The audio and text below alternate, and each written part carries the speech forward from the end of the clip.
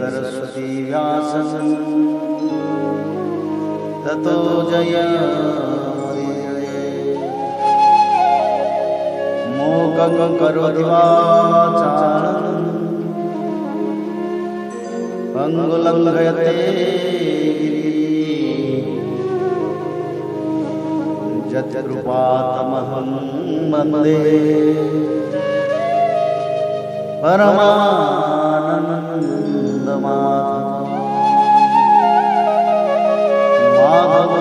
माधवो वाक्यं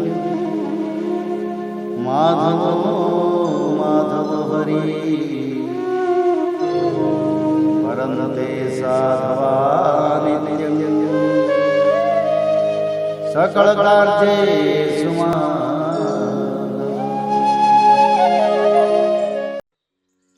पंचम स्कंद छठा अध्याय। ऋषभ देव जी का देह त्याग। राजा परीक्षित ने पूछा, भगवान, योग रूप वायु से प्रज्वलित हुई ज्ञान अग्नि से जिनके राग आदि कर्म बीज दग्ध हो गए हैं, उन आत्माराम मुनियों को दैववश यदि स्वयं ही अनिमादि सिद्धियां प्राप्त हो जाएं, तो वे उनके राग द्वेष आदि क्लेशों का कारण तो किसी प्रकार हो नहीं सकती। फिर भगवान ऋषभ ने उन्हें स्वीकार क्यों नहीं किया? श्री शुकदेव जी ने कहा, तुम्हारा कहना ठीक है, किंतु संसार में जैसे चालाक व्याध अपने पकड़े हुए मृग का विश्वास नहीं करते, उसी प्रकार बुद्धिमान लोग इस चंचल चित्त का भरोसा नहीं करते। ऐसा ही कहा भी है, इस चंचल चित्त से कभी मैत्री नहीं करनी चाहिए।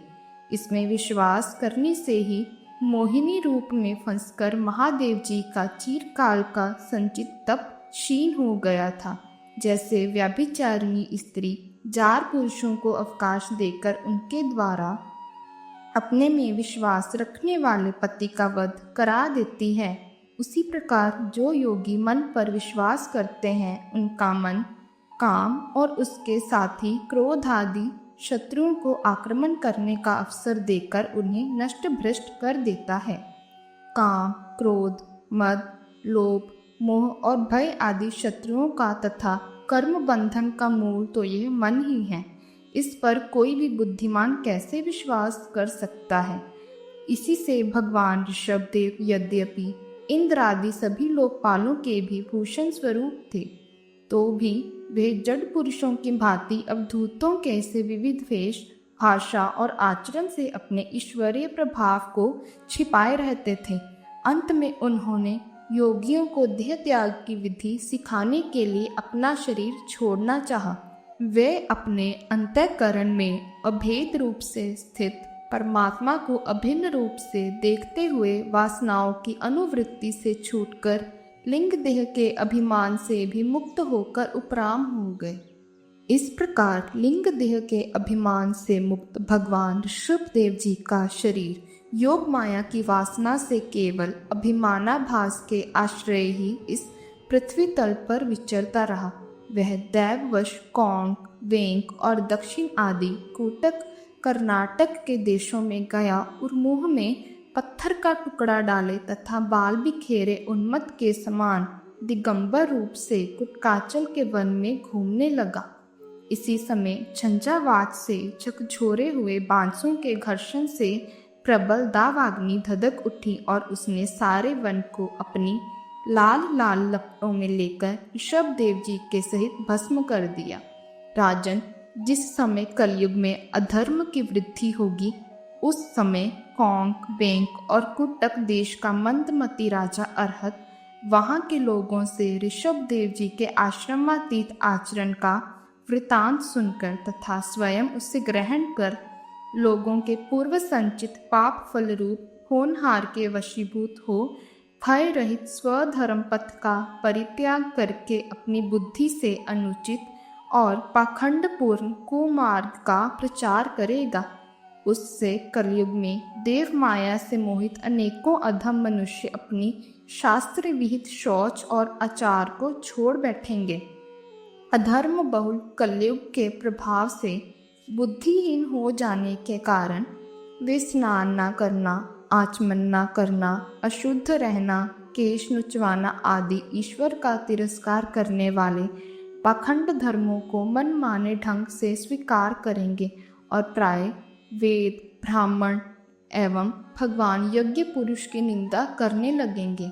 वे अपने इस नवीन अवैदिक स्वेच्छाकृत प्रवृत्ति में अंध परंपरा से विश्वास करके मतवाले रहने के कारण स्वयं ही घोर नरक में गिरेंगे।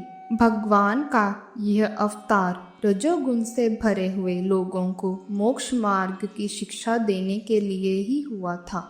इसके गुणों का वर्णन करते हुए लोग इन वाक्यों को कहा करते हैं, अहो 7 समुद्रों वाली पृथ्वी के समस्त द्वीप और वर्षों में यह भारतवर्ष बड़ी ही पुण्य भूमि है, क्योंकि यहाँ के लोग श्री हरि के मंगलमय अवतार चरित्रों का गान करते हैं। अहो महाराज, प्रियव्रत का वंश बड़ा ही उज्जवल एवं सुयशपूर्ण है, जिसमें पुराण पुरुष श्री आदिनारायण ने ऋषभ अवतार लेकर मोक्ष की प्राप्ति कराने वाले पारमहंस्य धर्म का आचरण किया। अहो इन जन्म रहित भगवान ऋषभ देव के मार्ग पर कोई दूसरा योगी मन से भी कैसे चल सकता है, क्योंकि योगी लोग जिन योग सिद्धियों के लिए लालायित होकर निरंतर प्रयत्न करते रहते हैं, उन्हें इन्होंने अपने आप प्राप्त होने पर भी असत समझकर त्याग दिया था। राजन, इस प्रकार संपूर्ण वेद, लोक, देवता, ब्राह्मण और गौओं के परम गुरु भगवान ऋषभ देव का यह विशुद्ध चरित्र मैंने तुम्हें सुनाया। यह मनुष्यों के समस्त पापों को हरने वाला है। जो मनुष्य इस परम मंगलमय पवित्र चरित्र को एकाग्रचित से श्रद्धा पूर्वक निरंतर सुनते हैं या सुनाते हैं, उन दोनों की ही भगवान वासुदेव में अनन्य भक्ति हो जाती है। तरह तरह के पापों से पूर्ण संसारिक तापों से अत्यंत तपे हुए अपने अंतःकरण को पंडित जन इस भक्ति सरिता में ही नित्य निरंतर नहलाते रहते हैं। इससे उन्हें जो परम शांति मिलती है वह इतनी आनंदमयी होती है कि फिर वे लोग उसके सामने अपने ही आप प्राप्त हुए मोक्ष रूप परम पुरुषार्थ का भी आदर नहीं करते।